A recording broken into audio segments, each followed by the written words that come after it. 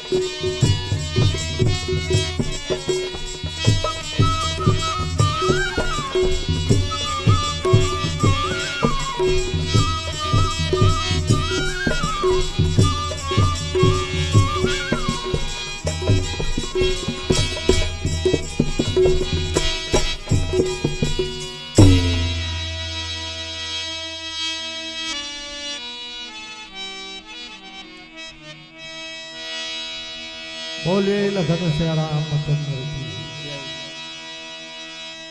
प्रभु राम भद्र की असीम कृपा से ग्राम पिड़दा की पवित्र प्रांगण पर राम कथा मानस मंदाकिनी की अविरल धारा प्रभावित हो रही।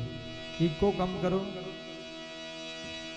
आइए प्रभु राम भद्र की असीम कृपा से ग्राम पिड़दा की पवित्र प्रांगण पर राम कथा मानस मंदाकिनी की अविरल धारा प्रभावित हो रही है। निसंदेह आइए ऐसे पुनीत कार्यक्रम में भगवान श्री राम के नर बानर गिद्ध और गिलहरी भगवान श्री कृष्ण के ग्वाल और बाल और महात्मा गांधी की स्वतंत्रता संग्राम सेनानी की तरह प्रत्यक्ष या प्रत्यक्ष रूप में उपस्थित श्रोता समाज, भक्तिमय कल्याणमय वात्सल्यमय माताएं और नन्हे मुन्ने बाल गोपाल मानस मठ की व्यास गद्दी पर बैठे हुए मानस के प्रेरणा स्वरूप आदरणीय गुरुजनों और इस कार्यक्रम के सुचारू संचालन में भगवान श्री कृष्ण की तरह सारथी की अहम भूमिका निभाने वाले ब्रजभाषी उद्घोषक गुरुदेव, माइक व्यवस्था, भोजन व्यवस्था और अन्य व्यवस्था में लगे हुए समस्त कार्यकर्ता गण का माधुर्य मानस विचार समिति ग्राम बड़े टेमरी इन भावों के साथ सादर प्रणाम करते हैं कि चांद नहीं चमके तो वो रात नहीं है। जी है दोस्तों, चांद नहीं चमके तो वो रात नहीं है और पानी नहीं बरसे तो वो बरसात नहीं है। दो दिल नहीं तरसे तो ये मुलाकात नहीं है, ये मुलाकात नहीं है, ये मुलाकात नहीं है। और आइए ऐसे माधुर्य मुलाकात को अवधा की पवित्र प्रांगण भरत चले चित्रकूट हो रामा, राम को मनाने चित्रकूट की पवित्र प्रांगण पर आइए एक मंथन। निसंदेह जीवन एक मंथन है, मुदिता मथे विचार मथानी। हम और आप बैठे हैं यहाँ पे, यह भी एक मंथन है। निसंदेह जीवन की प्रत्येक यात्राएं मंथन है, लेकिन याद रखना जीवन की हर यात्राएं मंथन हो, लेकिन आधारशिला अगर ईश्वर मिलता है तो प्रेम अमृत निकलता है जीवन से।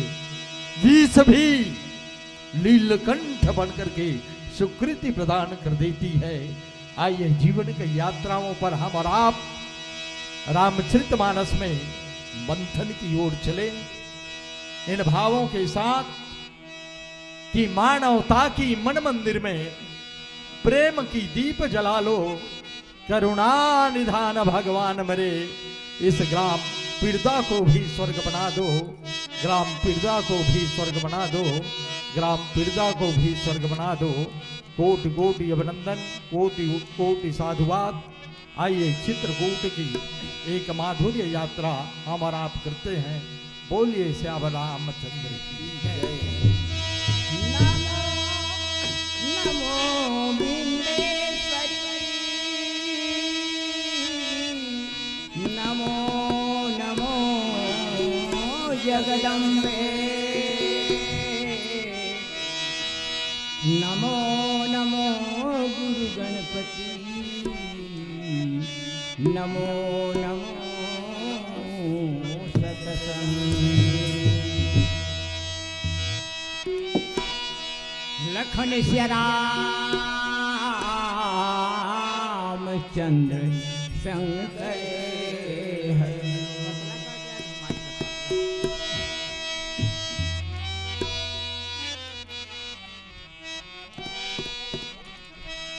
मूरी शारदा भवानी अम्बे मैया,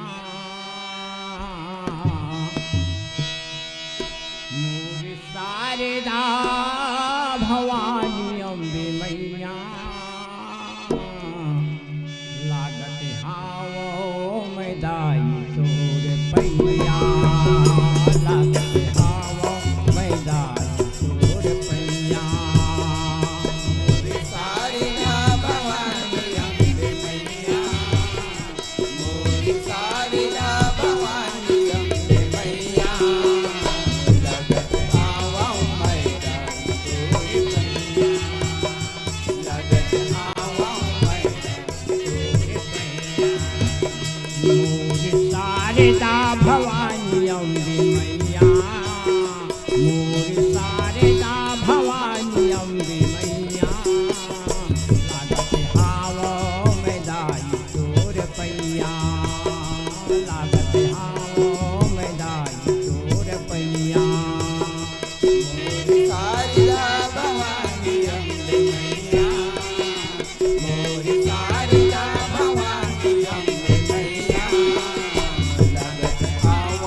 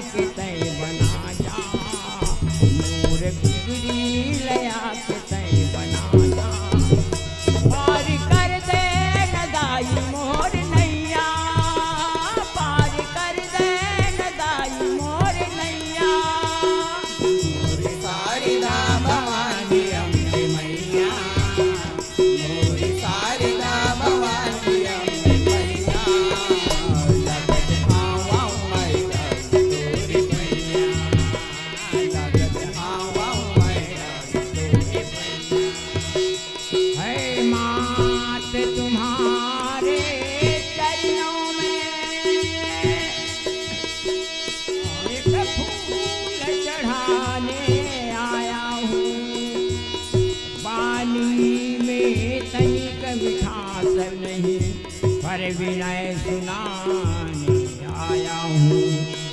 प्रभु का चरणामृत लेने है पास मेरे, कोई पात्र नहीं।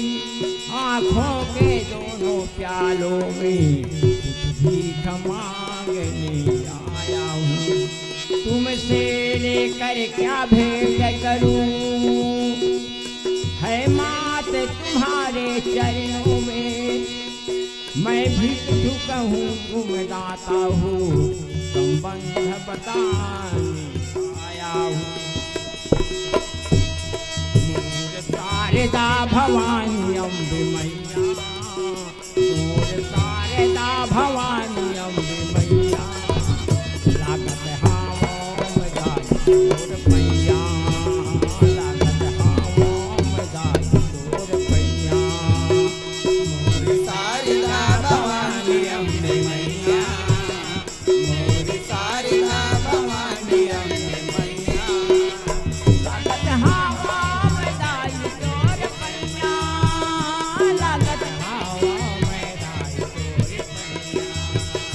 लागत हवा में दाई तोर पैया लागत हवा में दाई तोर पैया लागत हवा में दाई तोर पैया लागत हवा में दाई तोर पैया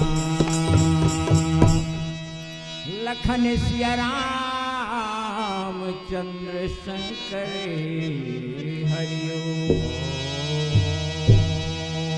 मूकं करोति वाचालं पंगुलं घटे गिरिं यत्कृपातमहं वन्दे परमानन्दमाधवं लोकाभिराममरणरङ्गधीरं राजीवनेत्रं रघुवंशनाथं कारुण्यरूपं करुणाकरन्दं श्रीरामचन्द्रं शरणं प्रपद्ये तुलसीदासदिजपदकमलुबारमबारमणां गुणगां रघुनाथ के हनुमत होता तो प्रेम अमिय मंदर विरहु भरत पयोधि गंभीर मथि प्रगटे सुर साधु हित कृपा सिंधु रघुवीर लखन सिया रामचंद्र की पवन सुत हनुमान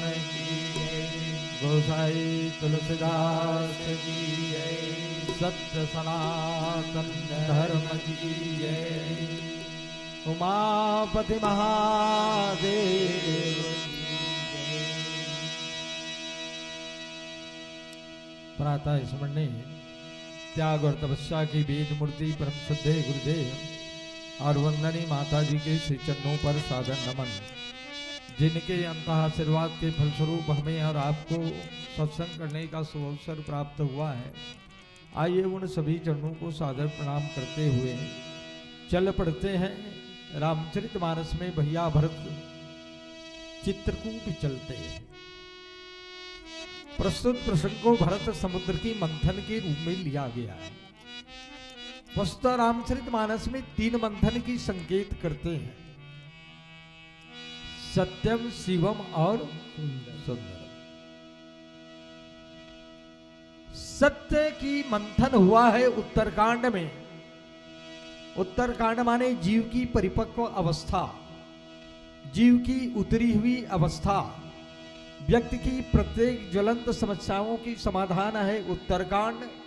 और वहां पर ब्रह्म पयोधि की मंथन हुआ है। पूज्यपाद गोस्वामी तुलसीदास जी महाराज एक चित्र खींचा है, ब्रह्म पयोधि मंदर ज्ञान संत सुर आही कथा सुधा मति प्राग कथा सुधा मति काढ़िय भगति मधुरता पाए।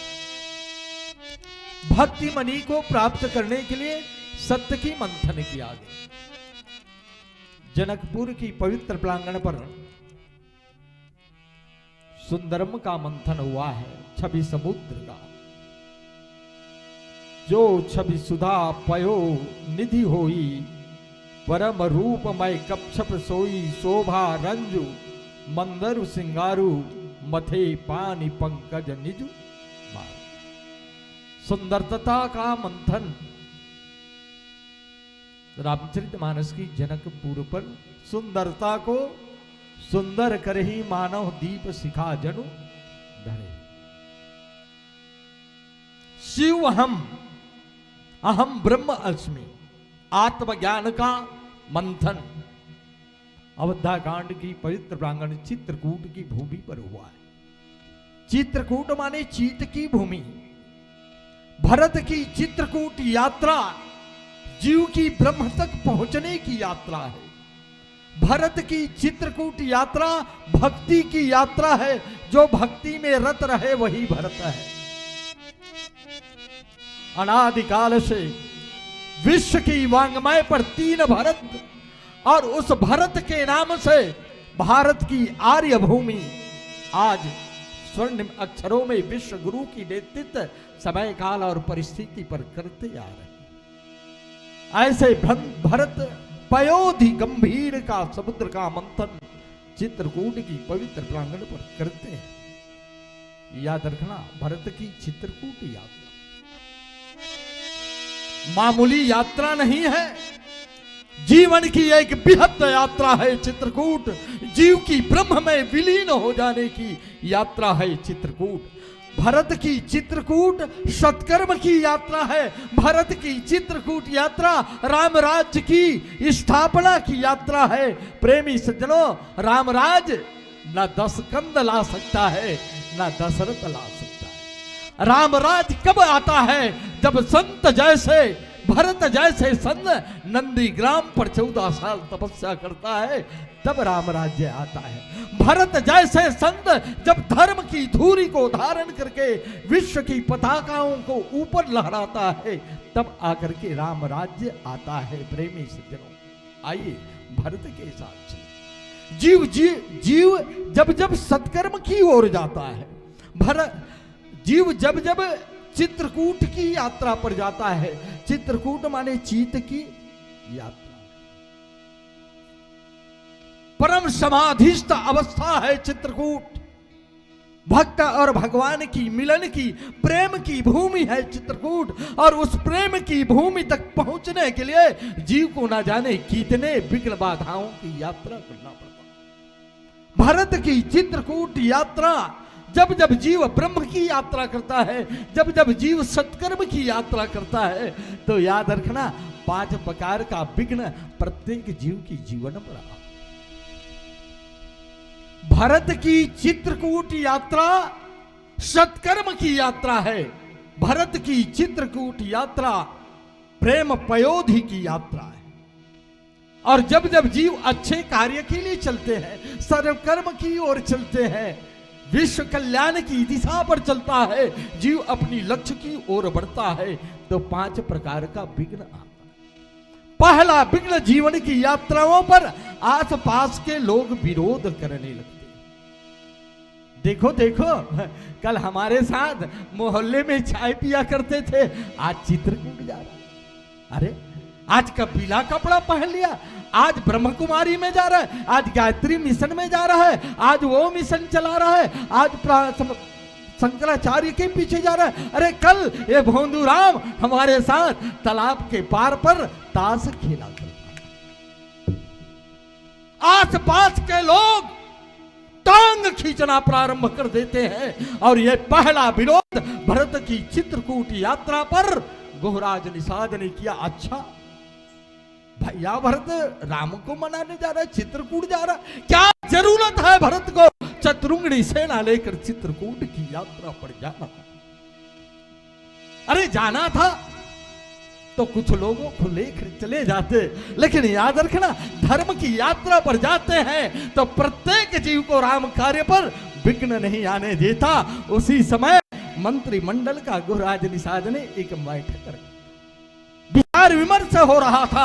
हाँ, राम घाट पर प्राण त्याग देंगे, लेकिन भरत की चित्रकूट यात्रा को इस गंगा के घाट से जाने नहीं देंगे। और ऐसे समय पर एक बुजुर्ग को छींका। ब्राह्मण और ज्योतिषों से पूछा गया, गुरुदेव इनका छींक का कारण क्या है? क्या हम विजय प्राप्त करेंगे कि नहीं करेंगे अयोध्या की चतुरंगनी सेना से? तब वो ज्योतिषाचार्य, वो सियान, वो मुखिया, वो राष्ट्र नायक सिंहेश्वरपुर का संकेत किया, बेटा विजय की प्रश्न नहीं, ऐसा लगता है कि भरत की चित्रकूट यात्रा चतुरंगनी सेना के साथ युद्ध ही नहीं होगा, ऐसा सकून मुझे लगता। और इन प्रकार गुहराज निषाद की परीक्षा पर मेरे चातक चतुर राम घनश्याम का भैया भरत निकल पड़ते हैं। और जब वहां से भी जीव निकलता है तो दूसरा नियम में बिगड़ा। व्यक्ति अच्छे काम करते हैं तो अपने आप में सोचता है चलो नियम बना, आज मैं एकादशी व्रत करूंगा, एक बार की भोजन करूंगा, आज मैं इलाहाबाद जाऊंगा, नहीं बिना पैर की पढ़ी से जाऊंगा। कोई ना कोई सत्कर्म की यात्रा पर जीव चलता है तो एक नियम बनाता है। भरत ने भी सिंहेश्वरपुर से जो ही पिपीलिका वृक्ष के शीतल छायों पर मां भगवती सीता की पांवों की पायल की घुंघरू को देखा है। और गुहराज निषाद ने कहा, हाँ यहीं से भगवान श्री राम पैदल चले। पथरीले रास्ता और कांटों की घनघोर घटाओं को देखकर भैया भरत की आंखों से आंसू चूहने लगे। और तब भैया भरत ने कहा, सिरधर धाम, अगर मैं सिर के भार भी चलता हूं तो मेरा पाप कम होने वाला नहीं है। और भैया भरत ने यहीं पर रथ का परित्याग कर दिया। लेकिन धन्य है वह यात्राएं जब यह पड़ाव त्रिवेणी संगम के आसपास पहुंचे हैं। प्रेमी सज्जनों, गुरुदेव वशिष्ठ, अंबा कौशल्या और अवध्या के बड़े बुजुर्गों ने पूछा, भरत कहां है? बोले, भरत पीछे आ रहे हैं। इतना विलंब क्यों हो रहा है? भैया भरत पैदल आ रहे हैं। और तब याद रखना, अवध्या की बुजुर्ग माता पिताओं को पता चला। बोले, जो पालकी में जा रहे थे वो लोग ने कहा, अगर भरत भी पैदल चल रहा है तो हम भी पैदल चलें। अब बताओ, व्रत तुम्हें करना है, सत्कर्म की मार्ग पर चलना है। तब प्रश्न यह उठता है, कोई आदमी अच्छे कार्य के लिए जा रहा है, कोई आदमी उपास कर रहा है, कोई आदमी ब्रह्म की दिशा पर चल रहा है, तब नियम को तोड़ना चाहिए कि नहीं तोड़ना चाहिए? भैया भरत का नियम पकड़ा गया। याद रखना, एक बार बाबा फरीद के घर पर एक बुढ़िया को पता चला कि बाबा फरीद के पास मुयाद लेकर कोई जाता है तो उनकी सारी मुरादें पूर्ण हो जाता है।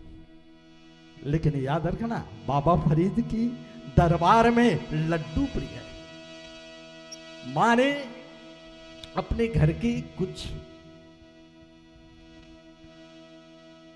माने चुकिया उकिया जिसमें हम पैसा रखते थे, खलहार कर देखा, उसमें भी पैसा नहीं है। अचानक उस अम्मे को याद आया कि हमारे पतिदेव ने मरने के पहले चूल्हे के पास कुछ पैसा गड़ाया था।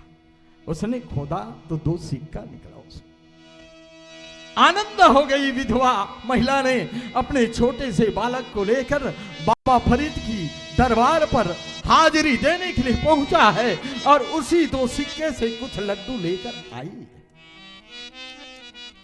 बाबा फरीद को निवेदन करते हैं, बाबा फरीद, हम आपके दर्शन के अभिलाषी हैं। बहुत दिन से आने की तैयारी कर रहे थे, लेकिन मजबूरी ये था कि हम आ नहीं पाए थे। हम कुछ प्रसाद लाए हैं, स्वीकार करो। और ये प्रमाण था कि बाबा फरीद की दरबार पर अगर जो लड्डू या कोई प्रसाद ले गए हैं, अगर बाबा फरीद उसको स्वीकार कर लेता है तो तेरी मुरादा पूर्ण हो गया। ये प्रतीक था वहां का। लेकिन बाबा फरीद, माँ बुढ़िया ने लड्डू सामने रखा है। बाबा फरीद ने कहा, माँ माफ करना, आज मेरा रोजा है, आज मेरा रोजा है, मैं कुछ नहीं खा सकता। ऐसे समय पर बुढ़िया ने अपनी छाती ठोक कर कहा, बाबा फरीद, मेरा किस्मत खराब है तुम्हारा। और याद रखना, मैं कैसे करके आया था। मेरी मुराद, मेरी गुहार आपके दरबार तक नहीं गया। बुढ़िया रोती हुई वापस हो रही थी। इसी समय बाबा फरीद ने एक संकेत किया था। बुढ़िया ने जब लड्डू दिया, बाबा फरीद ने कहा, आज मेरा रोजा है माँ, मैं कोई अन्न ग्रहण नहीं करता।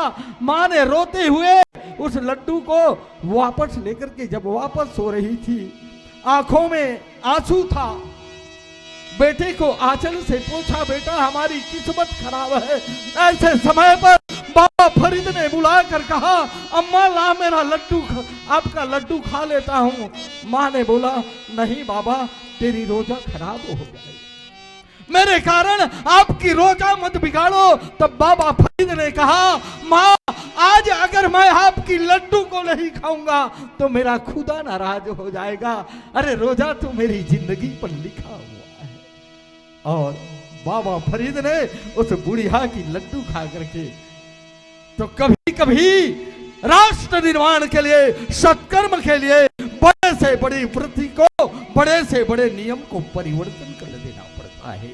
ए भैया की चित्रकूट यात्रा पर भैया भरत को पालकी स्वीकार करना पड़ा, रथ स्वीकार करना पड़ा। और तब चलते हैं। जीव अगर यहां से भी आगे बढ़ जाए तो साधु संत और महात्मा भी नहीं छोड़ते। देखो देखो, वो पीला कपड़ा पहना है, क्या उसको संस्कृत का याद है? क्या कोई श्लोक याद है? क्या 2-4 चौपाई पढ़ लेने से कोई पंडित हो जाता है? अरे अरे उनका परीक्षा लो, और ऐसा परीक्षा भरद्वाज की आश्रम पर भैया भरत का रिद्धि सिद्धि खड़े करके परीक्षा लिया गया। लेकिन बाहरे चातक, तू तो वहां से भी आगे निकल गया, और जब जीव ऐसे संत महात्माओं की आश्रम से भी परिपक्व होकर के जब आगे बढ़ते हैं तो देवता भी पीछे नहीं छोड़ता। याद रखो, विश्वामित्र की समाधि में मेनका को भिड़ा दिया, अर्जुन की समाधि के पीछे उर्वशी को भिड़ा दिया गया। अरे भैया, देवर्षि नारद के पीछे कामदेव को प्रकट कर दिया गया। याद रखना, देवता भी पीछे नहीं छोड़ता। और तब देवताओं ने भरत की चित्रकूट यात्राओं पर संदेह उत्पन्न किया कि भरत चित्रकूट जा रहे हैं और सचमुच राम अगर वापस हो जाएगा तब क्या हो। तो एक काम करो, भरत को रोक दिया जाए।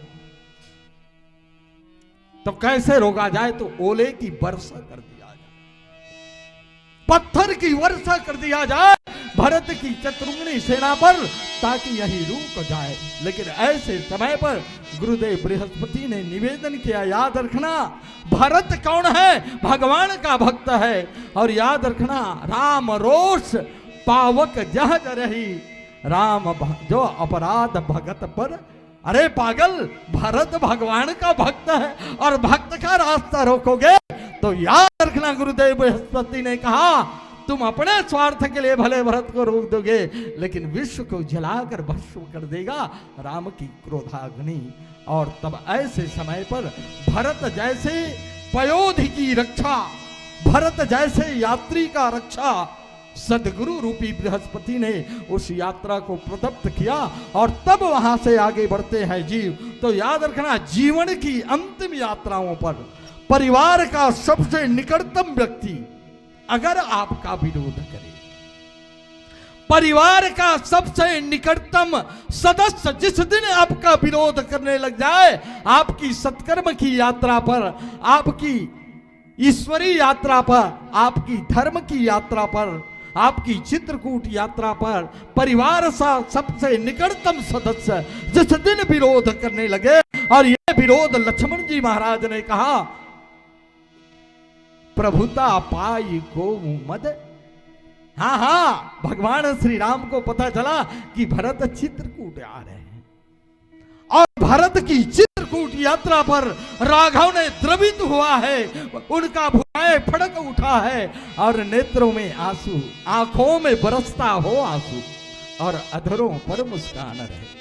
आंखों में बरसता हो आंसू और अधरों पर मुस्कान रहे। एक साथ में जीने मरने को भगवान की भक्ति कहते हैं, जीते जी मर जाने को भगवान की भक्ति कहते हैं।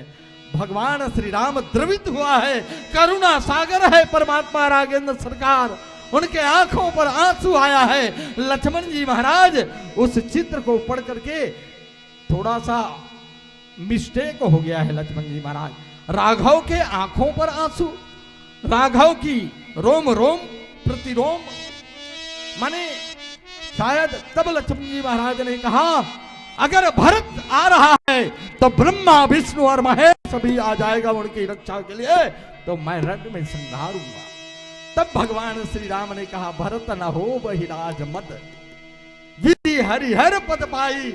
ऐ लक्ष्मण, भरत को राज मद नहीं हो सकता, भले ब्रह्मा विष्णु और महेश की पद प्राप्त करें, ये तो अवधा की छोटे से पद है, इनके लिए भरत को ऐसा नहीं कर सकता। और तब प्रेमी सज्जनों भरत की चित्रकूट यात्रा को सम परमात्मा प्रदत्त करते हैं। जीव जब अपनी लक्ष्य की ओर पहुंचता है, जीव अपनी लक्ष्य पर अधीर रहता है, तो याद रखना हर विघ्न में तेरा सहायता गुरु के रूप में परमात्मा आता है, ऋषि के रूप में परमात्मा आता है, कुटुंब के रूप में परमात्मा आता है।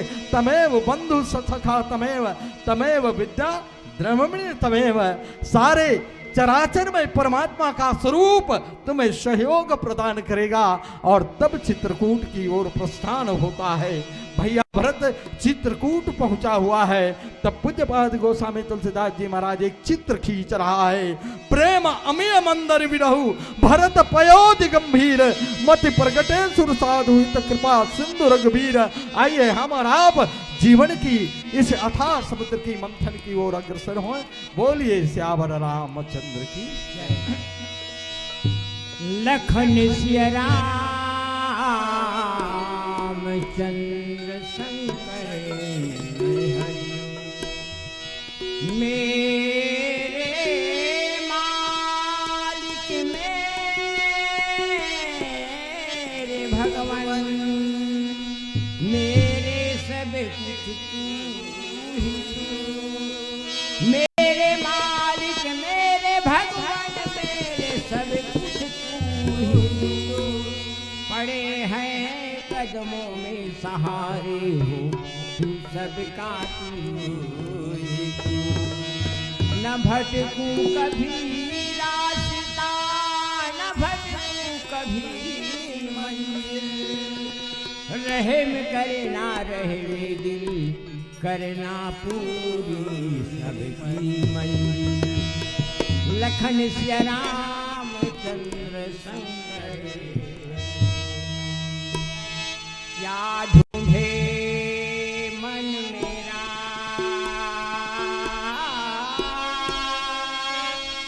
क्या ढूंढे मन मेरा रे मेरा रे मेरा। क्या ढूंढे मन मेरा जगत में। क्या ढूंढे मन मेरा क्या ढूंढे मन मेरा क्या ढूंढे मन मेरा रे मेरा रे मेरा।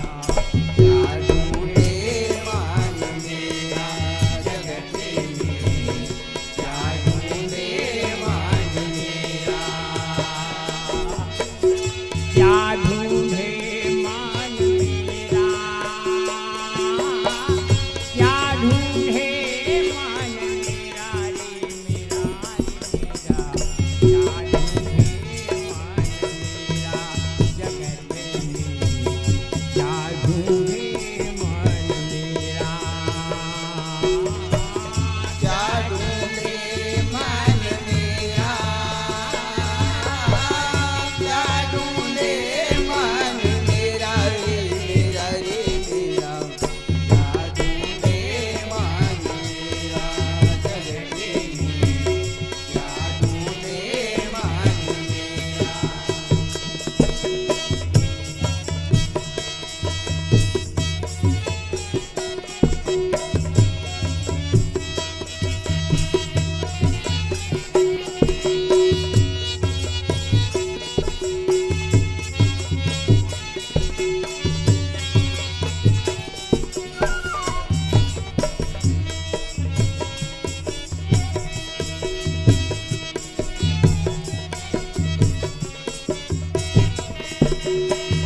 भटक गयो मगे लोक सयानो। करत करत एक फेरा। भटक गयो मन लोग सयाने। करत करत एक फेरा भटक गयो मन लोक सयाने। करत करत एक फेरा।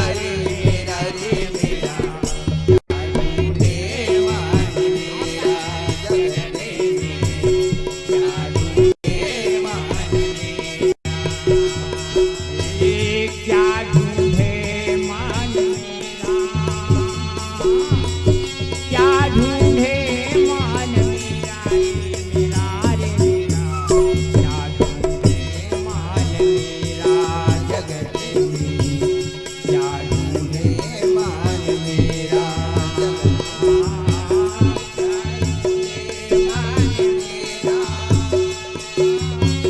क्या ढूंढे मान मेरा रे मेरा रे मेरा ढूंढे मान मेरा जगत में क्या ढूंढे मान मेरा जगत में क्या ढूंढे मान मेरा जगत में क्या ढूंढे मान मेरा लखन श्री रामचंद्र शंकर हरिओ भाव पुष्प क्या ढूंढे मन मेरा जगत में। चल पड़ते हैं भैया भरत के साथ चित्रकूट की ओर। भरत चले चित्रकूट हो रामा राम को मनाने। आइए हमारा भरत समुद्र की मंथन में 14 साल लगे। भौतिक समुद्र की मंथन जब करते हैं 14 रत्न निकलता है और भरत समुद्र की मंथन को 14 साल लगा। आखिर ये 14 की आंकड़ा क्यों? अंबा का इकाई 15 साल भी मांग सकती थी, 12 साल भी मांग सकती थी, लेकिन अंबा का इकाई ने तापस भेष उदेश उदासी 14 बरस। शायद अंबा का इकाई ने 14 साल क्यों मांगी? मुझे ऐसा लगता है भौतिक समुद्र की मंथन में 14 रत्न निकला है। शायद अंबा का इकाई भरत समुद्र की मंथन से वो 14 रत्न को निकालना चाहता है, इसलिए 14 साल। नहीं, किसी ने कहा शायद 14 साल इसलिए मंगा होगा कि ज्योतिष शास्त्र की आंकड़ा के अनुसार रावण का मृत्यु 14 साल बाद होना है, लेकिन यह अकाट्य है कि तपस्वी के हाथ में ही मरेगा। तापस भेष उदेश उदासी 14 बरस राम वनवासी विप्रधेन सुर संतहित लिन्न मनुज अवतार निज इच्छा निर्मित तनु माया गुण गोपार। ऐसे व्यक्तित्व का धनी ही रावण को मार सकता, असुर मारी था सुर। शायद इसलिए 14 साल मंगा होगा अंबा का। नहीं नहीं नहीं, किसी ने कहा इसलिए नहीं, भगवान श्री राम 14 लोक के मालिक है, इसलिए शायद 14। किसी ने कहा शायद इसलिए मंगा होगा कि जीव की, जो हम जीव को देखते हैं 5 ज्ञानेंद्रियां और 5 कर्मेंद्रियां, 4 अंतःकरण, चातुष्ट मन बुद्धि चीता और अहंकार। हमारी जीवन 14 सूत्रों से बना है। शायद इसलिए अम्मा कैकेयी ने 14 साल वनवास। किसी ने कहा इसलिए नहीं, मंथरा रूपी गुरु ने उन्हें माने एक दिन सानिध्य समय निप गई कैकेयी गे।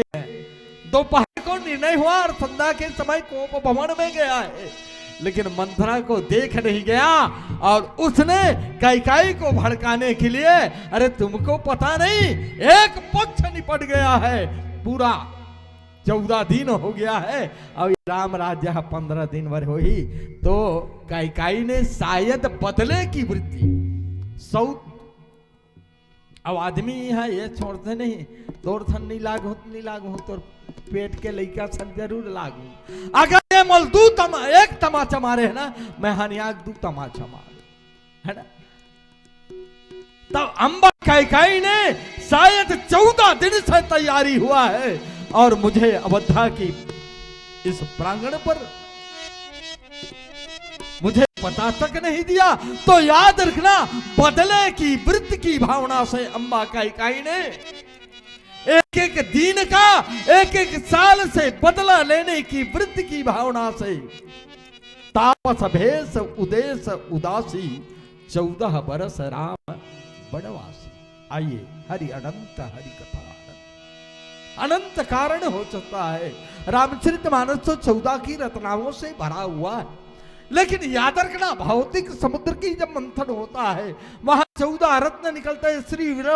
श्री रवि रंभा वारुणी अमित शंख गजराज। और प्रेमी सज्जनों, इस प्रकार 14 रत्न जो निकला है, लेकिन याद रखना, भरत समुद्र की मंथन में अनगिनत रत्न निकला हुआ। भरत पयोधि का आज तक ना कोई पार पाया है। मेरे मित्र याद रखना, भौतिक समुद्र का छठी का गति हो गया। 7 समुद्र के मसीकरम बोलता है ना, ये 7 समुद्र इनका क्या नहीं हुआ। राजा सगर के वंशों ने इसको खोद डाला, अगस्त ने इनको सोख डाला,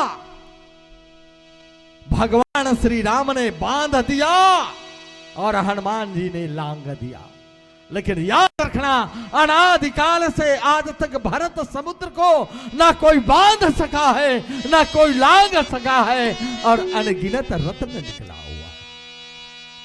बंदो प्रथम भरत के चरुणा, जासु नेम व्रत जाय न बरना, प्रेम पीयूष पावश भरत। ऐसे पयोधि गंभीर भैया भरत की मंथन 14 साल लगा है। और आइए, जब भरत चित्रकूट की यात्रा पर चलते, उनका उद्देश्य क्या है? गुरुदेव वशिष्ठ ने कहा, सुनाओ भरत भावी प्रबल, बिलग कहां मुनिनाथ, हा नीलाभ जीवन बरण, जस अबजस विधिहात। ये मृत्यु और जन्म विधाता का हाथ है, और इसलिए भरत इस शोक को त्याग दीजिए और अवध्या की गादी कबूल कर लीजिए। यही पिता की आज्ञा, और पिता की आज्ञा का पालन करना प्रत्येक पितृ का धर्म होता है। इस प्रकार की दलील गुरुदेव वशिष्ठ और सर्वसम्मति से अम्बा कौशल्या और सभासद पर बैठे हुए सभी मंत्रिमंडलों ने उस प्रस्ताव का अनुमोदन किया है। हाँ, भरत गादी कबूल कर लेना चाहिए। पिता का आज्ञा का पालन करना प्रत्येक पुत्र का कर्तव्य होता है। अरे तुम्हें तो किसी की हत्या नहीं करना है भरत, सिर्फ राजगद्दी कबूल करना है। लेकिन भरत ने उस राजगद्दी को अस्वीकार कर दिया और एक ही निवेदन किया कि ठीक है, सब संपत्ति रघुपति के आही। अगर सारा संपत्ति भगवान श्री राम का है तो चलो ना चित्रकूट चलते हैं, और वहां पर परमात्मा जो स्वीकार कर लेगा। और तब चित्रकूट की यात्रा पर चलते हैं। भरत की सलीनता, भरत की शील, भरत की धर्म ध्वजा की अवलोकन तब पता चलता है प्रेमी सज्जनों, भरत समुद्र की ना पार आज तक कोई पा सका है और ना पा सकेगा। गुरुदेव वशिष्ठ ने एक बात का निवेदन किया, भरत हम चित्रकूट तो जा रहे हैं ना? हाँ गुरुदेव, चित्रकूट जा रहे हैं। तो भैया भरत, मैं एक बात पूछता हूं, जाने के पहले तैयारी कर लेते हैं। हम राम को मनाने जा रहे हैं ना चित्रकूट, तो क्या बोलेंगे, कैसे मनाएंगे राम को?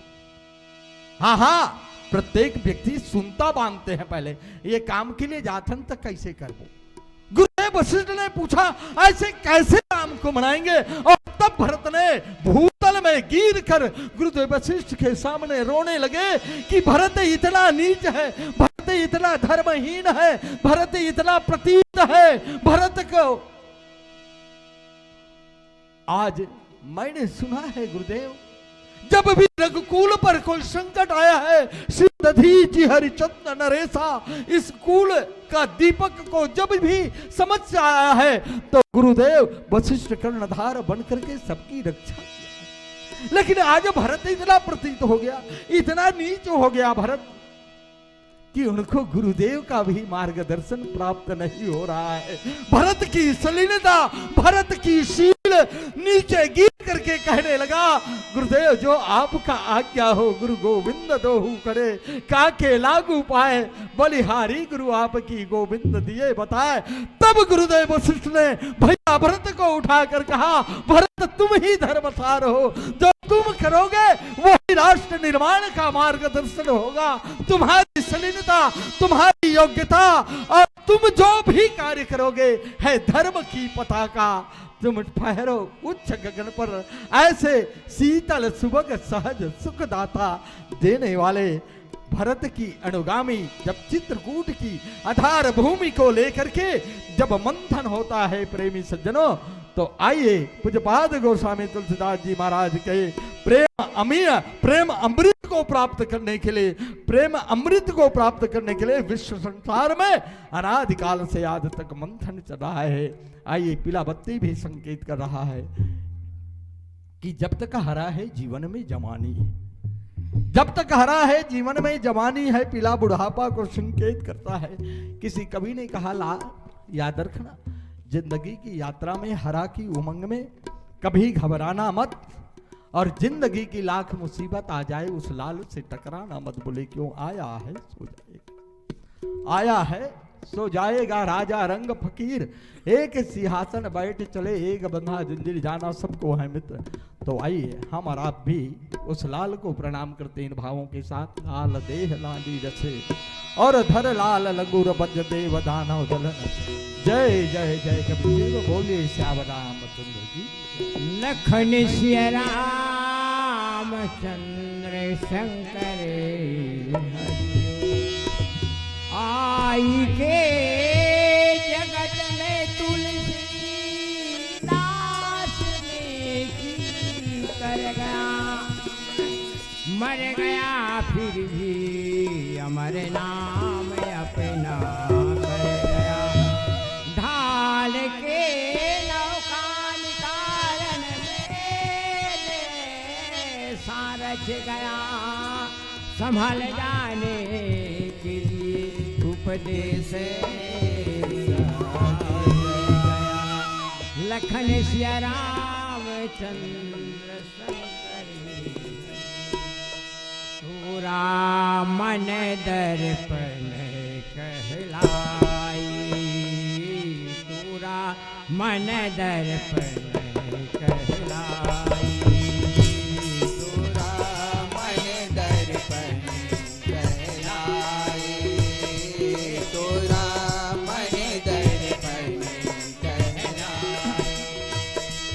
तूरा मन दर्पण कहलाई, तोरा मन दर्पण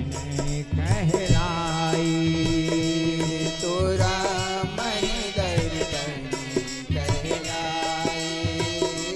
तोरा मन दर्पण कहलाई। भले बुरे सारे कर्मों को देखे और दिखाए, पूरा मन दर्पण कहलाई, तोरा मन दर्पण कहलाई। तोरा मन दर्पण कहलाए, तोरा मन दर्पण कहलाए, तोरा मन दर्पण कहलाई, तोरा मन दर्पण कहलाई।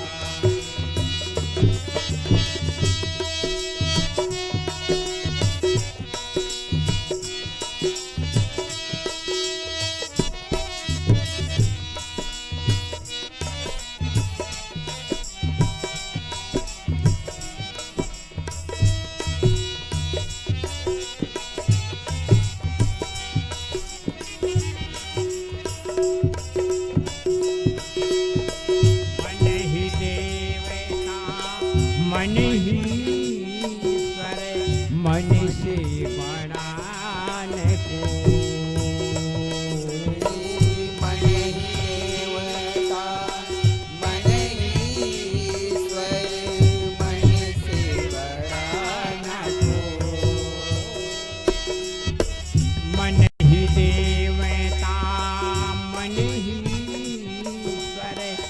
मन से बढ़ाने को। मन ही देवता मन ही ईश्वर मन से बड़ा ना कोई। मन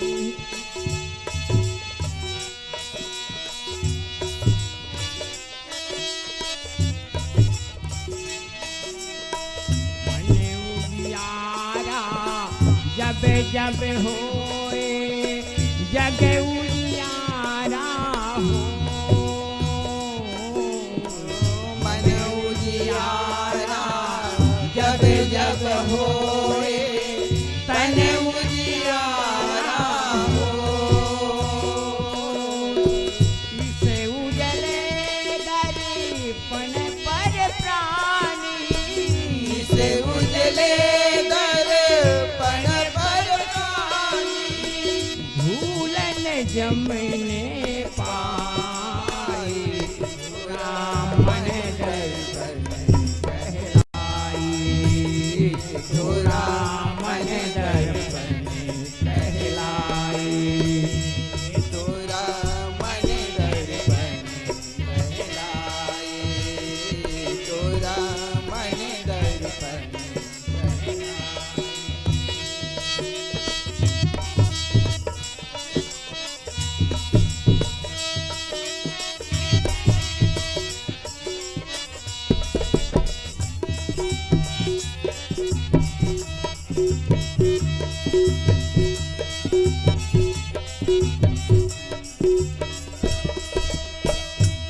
की कलियां दुख के काटे मन सब काया धाम। सुख की कलियां दुख के काटे मन सब काया दुख की कलियां दुख के काटे मन सब काया धाम। सुख की कलियां दुख के काटे मन सब काया मन से कोई भागल चाहे मन से कोई भागल चाहे मन से भागल पाए। मन से कोई भागल चाहे जग से कोई भागल चाहे मन से भागल पाए। तो राम दर्पण कहलाए।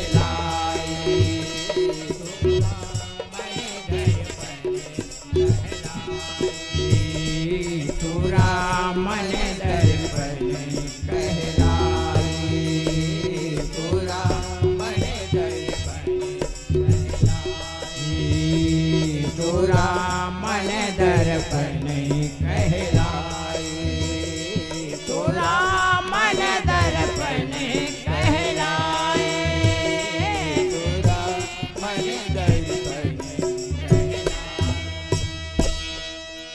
लखन सिया रामचंद्र शंकर हरिओ।